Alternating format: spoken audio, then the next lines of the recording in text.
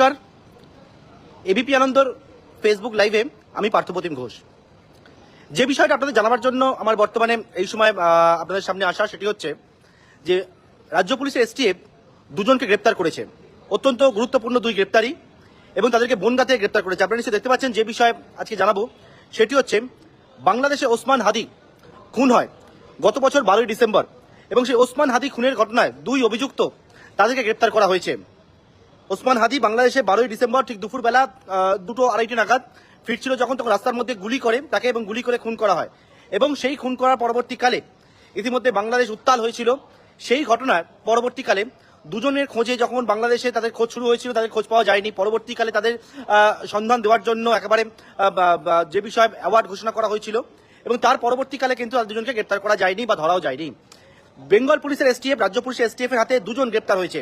কিভাবে গ্রেপ্তার, কিভাবে বাংলাদেশে খুনের পরে তারা ভারতে প্রবেশ করলো এবং বাংলায় এসে আশ্রয় নিল, সেই সমস্ত বিষয়টাকে আপনাদেরকে জানাবো। যে বিষয় সেটা জানা যাচ্ছে যে ওসমান হাদি খুনের ঘটনায় দুই অভিযুক্ত, তাদের খোঁজ যখন শুরু হয়েছিল তাদের নামে 50 লক্ষ টাকা পুরস্কার ঘোষণা করা হয়েছিল, এবং যে বিষয়ে তাদের দুজনকে চিহ্নিত করা হয়েছিল, যে দুজনকে সেই দুজনের সম্পর্কে বিভিন্ন জায়গায় সেই ছবিও কিন্তু দেওয়া হয়েছিল, এবং তার পরবর্তীকালে সেই দুজনের কোনো খোঁজ পাওয়া যায়নি। বেঙ্গল পুলিশের এসটিএফ বা রাজ্য পুলিশের এসটিএফ তারা গতকালকে রাত্রিবেলা গোপন সূত্রে খবর পায় একটা, যে বনগাঁ সীমান্ত সেই জায়গায় দুজন বাংলাদেশি তারা অবৈধভাবে ভারতবর্ষে প্রবেশ করেছেন, প্রবেশ করে সেখান থেকে তারা রয়েছেন, এবং সেই মতো সেই খবর পাওয়ার পর দুজনকে প্রথমে আটক করে। কিন্তু প্রথমে যারা জানতে পারেননি যে এরা কারা, তাদের দুজনকে আটক করার পর যখন জানতে পারেন বেঙ্গল পুলিশ এসটিএফ, কারণ ইতিমধ্যে তাদের ছবি সার্কুলেট করা হয়েছিল, বিভিন্ন জায়গায় জানানো হয়েছিল, সেখান থেকে জানা যায় যে এই দুজন আর কেউ না, এই দুজন হচ্ছে একেবারে ওসমান হাদি খুনের ঘটনায় যে প্রধান দুই অভিযুক্ত, যার মধ্যে ফয়জাল করিম মাসুদ, যার বাড়ি বাংলাদেশের পটুয়াখালীতে, ফয়জালের ডাকনাম রাহুল, অন্যদিকে আলমগীর হোসেন, যার বাড়ি বাংলাদেশের ঢাকাতে। এই দুজন কিন্তু ওসমান হাদিকে খুনের পর তারা গা ঢাকা দেওয়ার জন্য বেআইনিভাবে অনুপ্রবেশ করে তারা ভারতবর্ষে চলে আসে।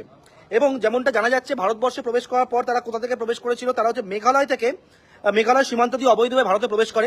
তারপর ভারতের বিভিন্ন স্থানে বিভিন্ন জায়গায় তারা গা ঢাকা দিয়েছিল। এর পরবর্তীকালে গতকালকে রাত্রেবেলা বনগাঁ সীমান্তে যখন গিয়ে পৌঁছায় পুলিশ, এবং সেই জায়গায় বেঙ্গল পুলিশ এসটিএফ যাওয়ার পরবর্তীকালে একেবারে বনগাঁ সীমান্ত থেকে এই দুজনকে প্রথমে পাকড়াও করে, এবং তাদেরকে জিজ্ঞাসাবাদ করার পর জানা যায় যে বনগাঁ সীমান্ত থেকে এই দুজন তারা কিন্তু আবারও বাংলাদেশে পালিয়ে যাওয়ার ছক কষেছিল, এবং বেঙ্গল পুলিশ এসটিএফ এই দুজনকে গ্রেপ্তার করেছে, এবং ইতিমধ্যে বাংলাদেশের সঙ্গেও তারা যোগাযোগ করছে, এবং বেঙ্গল পুলিশ এসটিএফ দুজনকে ইতিমধ্যে কাস্টাডিতে নিয়েছে। অর্থাৎ ওসমান হাদি খুনের ঘটনায় দুই যে মূল অভিযুক্ত ছিল, যাদের নামে পুরস্কার ঘোষণা করা হয়েছিল, তারা গ্রেপ্তার হলো বাংলা থেকে। সুতরাং এই বিষয়টি জানাবার জন্য আপনাদের সামনে আমার এই ফেসবুক লাইভে আসা।